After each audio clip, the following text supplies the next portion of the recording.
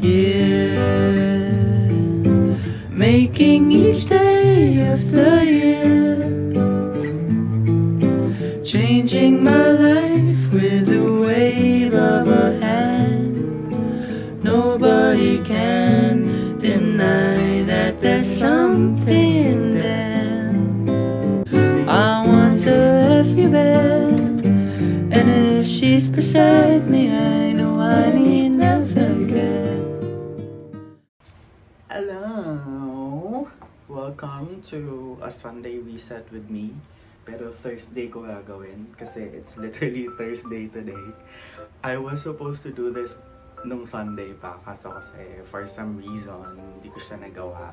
And for this Sunday reset, wala naman akong ibang gagawin na reset kundi magluluto lang. Basically the things that I do to make my week easier, you know, parang narasmith lang. And every time I get the chance to like cook, literally I will grab it. Kasi I love cooking so much. Before we jump into cooking, I wanna do a haul first of what I bought na ingredients ng mga iluluto ko. Happy ako sa mga napamili kong to. Medyo nag-overbuy nga lang ako ng onte kasi dapat ang budget ko lang for ingredients or yung mga gulay na bibilhin ko ay 300 pesos per week. Pero umabot ako 600. Ano yun? Pero ayun siya. Umabot siya ng 619 the fuck. And lulutuin ko naman lahat ng yun for sure. Kasi I'm planning to like cook 3 recipes. Recipes! Chef ka dyan. Anyway, let's do a haul. Hi ka muna. Hi muna daw si Tori. Hi! Okay. Punayan na natin tong mga leafy na mga bagay-bagay dito. Kung mapapansin nyo, medyo parang may mga moist siya dyan. Hindi siya bulok, guys. Literal na pagdating ko kanina, after ko siyang bilhin, nilagay ko lang siya sa ref, tas natulog na ako. Bumili ako ng 2 ganyan ng lettuce. And meron akong pechay. Magkano pala yung lettuce? Lettuce. Like literal lettuce yung pagkakalagay ni Ate Cute. 50 pesos. So parang 25 pesos isang ganon. Tapos ito, 10 pesos isa. Kangkong. Honestly, hindi ko pa alam anong gagawin ko dito. Ampalaya na leaves. Pwede siya aesthetic, no? Ay. For munggo. Magluluto ko ng munggo kasi ilang buwan na ata akong hindi nakakain ng munggo. So, kasama siya sa top 3. Next on the list is this tofu. Lulutuin ko yan lahat for the reason of I will substitute this tofu into meat. Hindi naman lahat kasi meron naman akong biniling ground beef and chicken. Kasi magchi-chicken curry pala ako, guys. Isang ganyan na banana. This is like 35 pesos. See, sobrang mura mamili sa mga sa mga palengke. Bakit hindi ko siya ginagawa before? I mean, ginagawa ko naman siya before pero not everything inaalay ko doon. Kasi namimili pa rin ako sa grocery. Pero ngayon, hindi talaga ako namili sa grocery. Ultimo suka at toyo, binili ko pa doon. Kasi nagtitipid ako. Kasi putang yan, ekonomiya yan. Ekonomiya, inflation. Inflation na yan. Anyway, bumili na ako ng sile. 2 ganyan. Toge. Ito, hindi ko pa rin alam anong gagawin ko dito. Probably malalaman natin. Bumili rin ako ng toyo, tsaka ng suka. Mga ganitong pack lang binibili ko kasi hindi siya kasya dun sa lagayan ko. Kasi yung mga lagayan ko ng ganyan ay napakapabebe lang para ng kalamansi. Magkano to? 24 pesos. 24 pesos siya. Ganyan siya karami. Gagawin ko siyang juice. Ilalagay ko sa juice, which I will do later. Baby potatoes, sana all baby. Curry powder, kasi nga magluluto ko ng chicken curry. Actually, hindi ko alam kung expired na to, tapos nirepack. Pero, YOLO. Cucumber, kasi ilalagay ko din siya sa juice mamaya. Bumili ako ng cabbage. May isang recipe ako na nakita sa TikTok. Although, super dali lang naman siya. So, kasama rin siya sa top 3 na gagawin natin ngayon. Ito namang 2 ganyan, 2 slices ng kalabasa ay para sa mga pusa ko. Don't come at me if pinapakain ko ng gulay yung mga pusa ko. It's just working for them. Nakakaget naman sila. Nakakaget? Suntukin kita. Basta, nag-work naman. Anong gagawin? Ampalaya. Kasi, nagluluto ko ng ginisang ampalaya. Talong. 5 na yan. Baka di ka pa makontento niyan. 4 na pirasong mais. I was supposed to buy yung may balat. Kaso kasi napapagod ako mag-gam-gam. 80 pesos to. Tandang-tanda ako kasi tandang-tanda. I love corn. So, then lastly, itong chicharon para sa aking munggo na hindi ko alam kung magkano.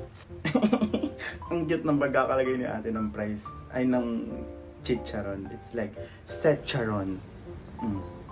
Different schools. Tami. Baka sa France nag-aral si ate. Charot.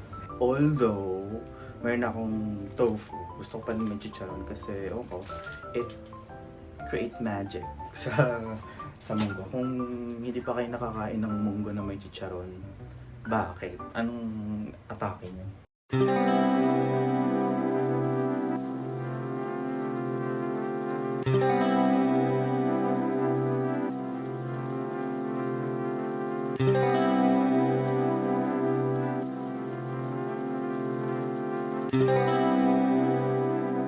Okay, let's get into cooking, everybody. Sorry. Ang una ko lulutuin ay yung mga... Bakit may pula ako dito? But anyway, ang una ko lulutuin ay yung kalabasa para sa mga pusa ko. So, bandali lang yun.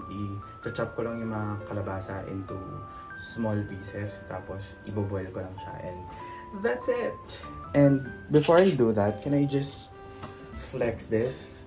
I'm so happy I bought this kasi finally, meron na akong maaasahan at mapagkakatiwala ang kaldero na talagang malulutuan ko.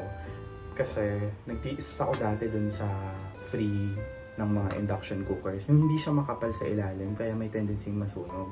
Nagtiis ako dun until masira na lang talaga siya. I'm that type of person na hanggat hindi pa sira yung gamit, hindi pa ako bibili. Eh yung yung kaldero na yun, sobrang sira na. Wait, papakita ko siya sa inyo. Like, what the fuck? Ang niluto ko lang dito, guess what? Pasta lang. Hindi ko alam ba't siya pala nagkaganyan na dyan, laro. Pero kasi sobrang nipis niya lang talaga kasi. Like, literal na siya yung kapag nilagay mo sa apoy, yung tutunog, yung tuk, gaganon siya. Wala. Kailangan ko na siyang let go. Kasi it already served its purpose. So, paalam.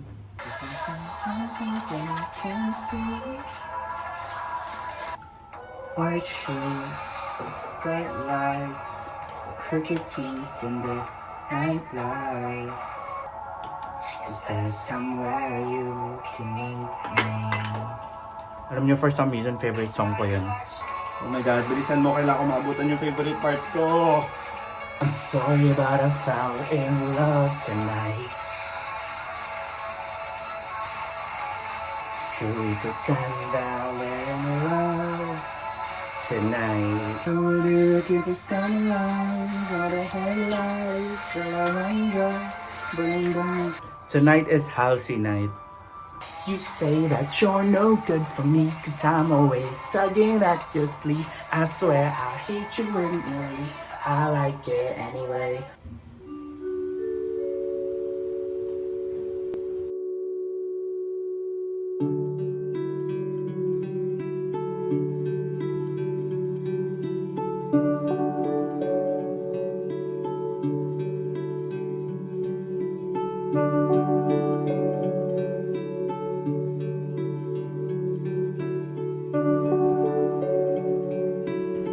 So, dumating na tayo sa moment of truth. Titikman na natin yung mga niluto kong meals for today. Hindi ko na binidyo yung buong process ng pagluluto kasi feeling ko kapag naka-video, ma-exhaust lang ako, ganun. And cooking is a therapy for me. Ayun na naman siya. Okay na naman siya. Hindi. Pero, yeah, it's like a therapy for me. Kaya gusto ko, ako lang yung naghahalo-halo. Gusto kong, ano mo yun, talagang sinasapuso at sinasabuhay ko talaga yung pagluluto. And yun, pag nagte-therapy ba kayo, may nanonood sa inyo, wala naman din, di ba? Ba't siya galit? Nagalit na naman siya. But anyway, this is the first meal, that first ulam for the week. Ito yung chicken curry. Hindi ko alam kung masarap siya. Hindi ko pa siya natikman. Let's try.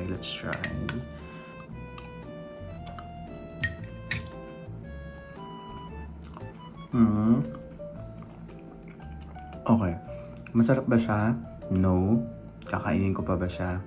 Yes. Next ay itong cabbage. Okay. May winner tayo tonight. Ang winner natin tonight ay yung cabbage with tofu and egg. Thank you po.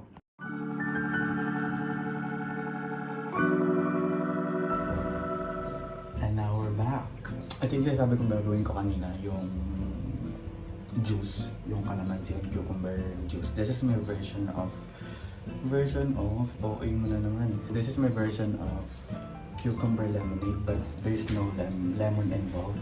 Instead, I use calamansi kasi mas mura siya. 24 pesos lang yung calamansi na yan and marami siyang magagawa. It can go wonders. Okay.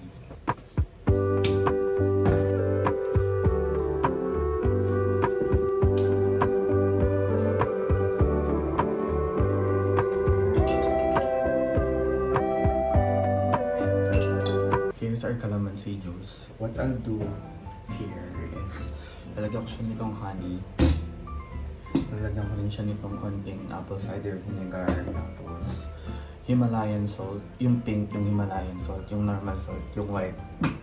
Ayoko nang gumawa pa ng ibang lagayan para sa separate na Himalayan salt. Kaya, ina lang.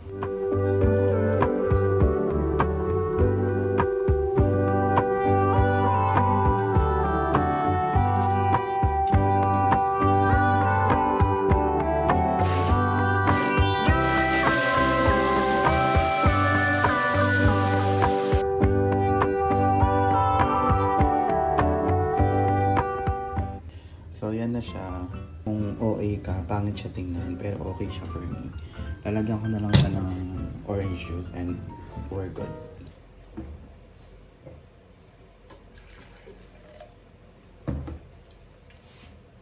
Cheers!